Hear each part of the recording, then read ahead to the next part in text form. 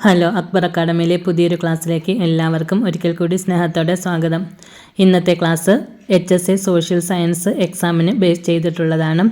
Topic വരുന്നത് political science. അതിലെ പ്രധാന പോയിൻറ്റ്സ് നോക്കാം.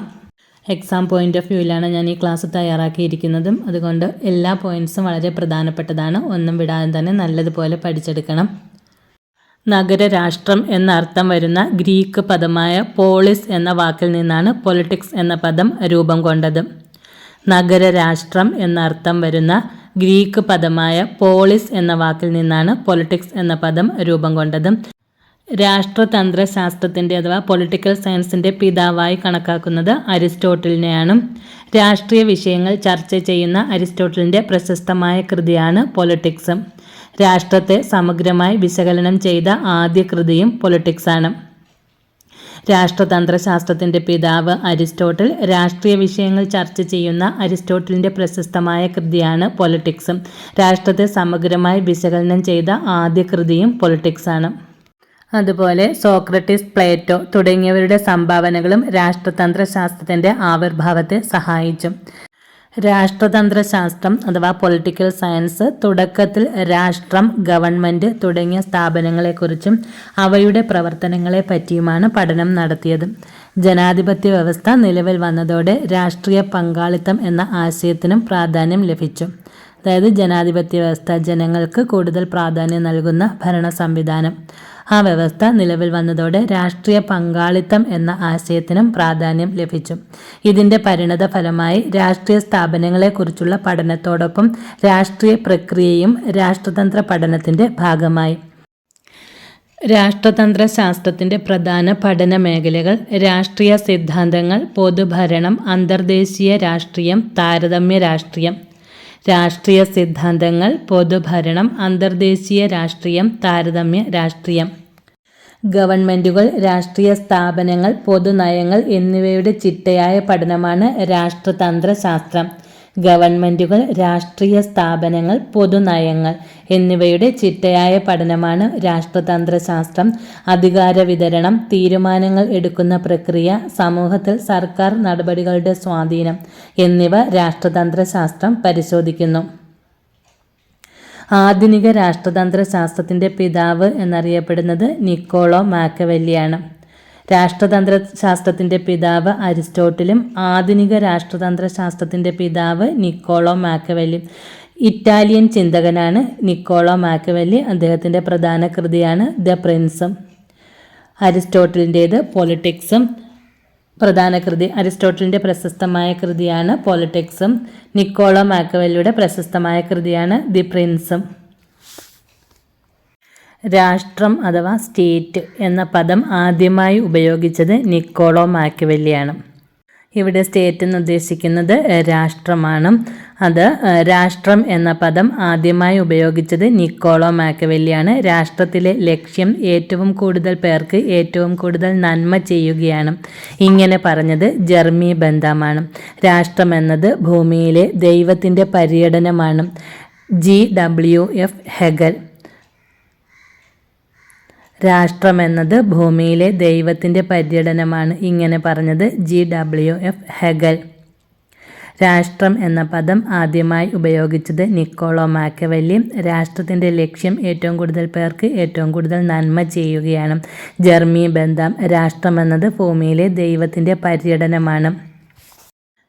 ഒരു നിശ്ചിത ഭൂപ്രദേശത്ത് സ്ഥിരമായി അധിവസിക്കുന്നവരും പരമാധികാരമുള്ള ഗവൺമെൻറ്റോട് കൂടിയതുമായ ഒരു ജനതയാണ് രാഷ്ട്രം അഥവാ സ്റ്റേറ്റ് എന്ന് പറയുന്നത്. ജനങ്ങളുടെ ജീവനും സ്വത്തും സംരക്ഷിക്കാനും ജനക്ഷേമ പ്രവർത്തനങ്ങൾ നടപ്പാക്കാനും പ്രതിസന്ധി ഘട്ടങ്ങളിൽ ഫലപ്രദമായി പ്രവർത്തിക്കാനും കഴിയുന്ന ഏക സ്ഥാപനം രാഷ്ട്രം മാത്രമാണ്.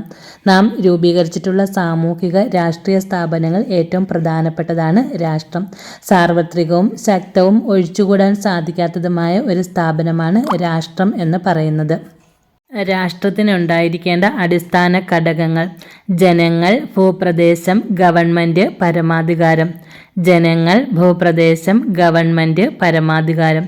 പൗരന് മെച്ചപ്പെട്ട ജീവിതം നൽകുക എന്നത് രാഷ്ട്രത്തിൻ്റെ പ്രധാന ചുമതലയായി കണക്കാക്കിയ ഗ്രീക്ക് ചിന്തകന്മാരാണ് പ്ലേറ്റോ, അരിസ്റ്റോട്ടിൽ. രാഷ്ട്രത്തിൻ്റെ ചുമതലകൾ നോക്കാം. നിർബന്ധിതമായ ചുമതലയും വിവേചനപരമായ ചുമതലയും. രണ്ട് രീതിയിൽ രാഷ്ട്രത്തിൻ്റെ ചുമതലകളെ തിരിക്കാം. ഒന്ന് നിർബന്ധിതമായ ചുമതല, രണ്ട് വിവേചനപരമായ ചുമതല. രാഷ്ട്രം എല്ലാ കാലത്തും നിർബന്ധമായും നിർവഹിക്കേണ്ടതും ജനങ്ങളുടെ ജീവനും സ്വത്തിനും സംരക്ഷണം നൽകുന്നതുമായ ചുമതലയാണ് നിർബന്ധിതമായ ചുമതല. രാഷ്ട്രം എല്ലാ കാലത്തും നിർബന്ധമായും നിർവഹിക്കേണ്ടതും ജനങ്ങളുടെ ജീവനും സ്വത്തിനും സംരക്ഷണം നൽകുന്നതുമായ ചുമതലയാണ് നിർബന്ധിതമായ ചുമതല. നിർബന്ധിതമായ ചുമതലകൾ ഏതൊക്കെയാണെന്ന് നോക്കാം. അതിർത്തി സംരക്ഷണം, ആഭ്യന്തര സമാധാനം, അവകാശ സംരക്ഷണം, നീതി നടപ്പാക്കൽ. അതായത് ആ രാഷ്ട്രത്തിൻ്റെ അതിർത്തികൾ സംരക്ഷിക്കുക, അത് നിർബന്ധിതമായ ചുമതലയിൽ പെടുന്നതാണ്. പിന്നെ ആഭ്യന്തരമായ സമാധാനം, അവകാശ സംരക്ഷണം, നീതി നടപ്പാക്കൽ, ഇത്രയുമാണ് നിർബന്ധിതമായ ചുമതലകളിൽ ഉൾപ്പെടുന്നത്. രണ്ട് വിവേചനപരമായ ചുമതല. രാഷ്ട്രത്തിൻ്റെ സാമ്പത്തിക സ്ഥിതി അനുസരിച്ച് നിർവഹിക്കേണ്ട ചുമതലകളാണ് വിവേചനപരമായ ചുമതല. വിവേചനപരമായ ചുമതലകളാണ് ആരോഗ്യ സംരക്ഷണം നൽകുക, വിദ്യാഭ്യാസ സൗകര്യം ഒരുക്കുക, ക്ഷേമ പദ്ധതികൾ നടപ്പാക്കുക, ഗതാഗത സൗകര്യം ഒരുക്കുക. വിവേചനപരമായ ചുമതലകളാണ് ആരോഗ്യ സംരക്ഷണം നൽകുക, വിദ്യാഭ്യാസ സൗകര്യം ഒരുക്കുക, ക്ഷേമ പദ്ധതികൾ നടപ്പിലാക്കുക, ഗതാഗത സൗകര്യം ഒരുക്കുക. നെക്സ്റ്റ് വരുന്ന രണ്ട് പ്രധാന പോയിന്റ്സാണ് ഡി ജോർ ഡി ഫാക്ടോ പരമാധികാരം. ഡി ജോർ ഡി ഫാക്ടോ പരമാധികാരം അഥവാ de jure de facto sovereignty. De jure പരമാധികാരം എന്നത് നിയമപരമായി ഒരു രാഷ്ട്രത്തിൻ്റെ പരമോന്നതമായ ഉത്തരവുകൾ പുറപ്പെടുവിക്കാനുള്ള അധികാരമാണ്. നിയമപരമായി ഒരു രാഷ്ട്രത്തിൻ്റെ പരമോന്നതമായ ഉത്തരവുകൾ പുറപ്പെടുവിക്കുവാനുള്ള അധികാരമാണ് ഡി ജോർ പരമാധികാരം. ഡി ഫാക്ടോ പരമാധികാരം എന്നത് യഥാർത്ഥമായ അധികാരവും യഥാർത്ഥ ഉത്തരവുകൾ പുറപ്പെടുവിക്കുവാനുമുള്ള അധികാരമാണ് ഈ ഡി ഫാക്ടോ പരമാധികാരം എന്ന് പറയുന്നത്. ഡി ഫാക്ടോ പരമാധികാരിയുടെ അധികാരം അവരുടെ ഭൗതിക ശക്തിയിലോ നിയന്ത്രണത്തിലോ അധിഷ്ഠിതമായിരിക്കും. ഡി ഫാക്ടോ പരമാധികാരം അദ്ദേഹം ഒരു രാജാവോ പുരോഹിതനോ പ്രവാചകനോ വ്യക്തിപ്രഭാവമുള്ള ആളോ ആയിരിക്കും. ഡി ഫാക്ടോ പരമാധികാരി. ഡി ഫാക്ടോ പരമാധികാരിയുടെ അധികാരം അവരുടെ ഭൗതിക ശക്തിയിലോ നിയന്ത്രണത്തിലോ അധിഷ്ഠിതമായിരിക്കും. അദ്ദേഹം ഒരു രാജാവോ പുരോഹിതനോ പ്രവാചകനോ വ്യക്തിപ്രഭാവമുള്ള നേതാവോ ആകാം. ഇത്തരം അധികാരികളുടെ അധികാരം നിയമപരമായി ഉള്ളതല്ല. ഈ ഡി ഫാക്ടോ പരമാധികാരം എന്ന് പറയുന്നത് അത് അവരുടെ ഭൗതിക ശക്തിയാലും യഥാർത്ഥ നിയന്ത്രണത്താലും ലഭിക്കുന്നതാണ്. ഒന്നാം ലോക മഹായുദ്ധത്തിന് ശേഷം റഷ്യ ഭരിച്ചത് ഡിഫാക്ടോ ഗവൺമെൻറ്റുകളാണ്. രണ്ടാം ലോക മഹായുദ്ധ സമയത്ത് ഹിറ്റ്ലർ വിവിധ യൂറോപ്യൻ രാജ്യങ്ങളുടെ ഡിഫാക്ടോ പരമാധികാരി ആയിരുന്നു. മുസോളിനി 1922 ഇറ്റാലിയൻ അധികാരത്തിൽ വരുമ്പോൾ ഡിഫാക്ടോ പരമാധികാരം അദ്ദേഹത്തിൻ്റെ കൈകളിലെത്തി. ആ സമയത്തും വിക്ടർ ഇമ്മാനുവൽ ആയിരുന്നു ഡി ജോർ പരമാധികാരി. ഈ ടോപ്പിക്കുമായി റിലേറ്റ് ചെയ്ത രണ്ട് പ്രീവിയസ് ഇയർ ക്വസ്റ്റ്യൻസ് നോക്കാം. രാഷ്ട്രം ദൈവത്തിൻ്റെ പര്യടനമാണ് എന്ന് പ്രഖ്യാപിച്ച ചിന്തകൻ John Logan, Plato, Hegel, Mahatma Gandhi. Answer option C Hegel. ജനകീയ പരമാധികാരം അഥവാ പോപ്പുലർ സോവറിറ്റി എന്ന ആശയവുമായി ബന്ധപ്പെട്ട ചിന്തകൻ John Locke, Machiavelli, Aristotle, Immanuel Kant. Answer option A ആണ് ജോൺ ലോക്ക്. ഇത്രയുമാണ് ഇന്നത്തെ ക്ലാസ്സിൽ ഉൾപ്പെടുത്തിയിരിക്കുന്നത്. എല്ലാം വളരെ പ്രധാനപ്പെട്ട പോയിൻറ്റ്സ് ആണ്. പരീക്ഷയ്ക്ക് പോകുന്നതിന് മുമ്പ് എന്തായാലും ഇത് നല്ലതുപോലെ കേട്ട് മനസ്സിലാക്കിയിട്ടേ പോകാവൂ. ഇതിൽ നിന്ന് ഒരു ക്വസ്റ്റ്യൻ നിങ്ങൾക്ക് പ്രതീക്ഷിക്കാം.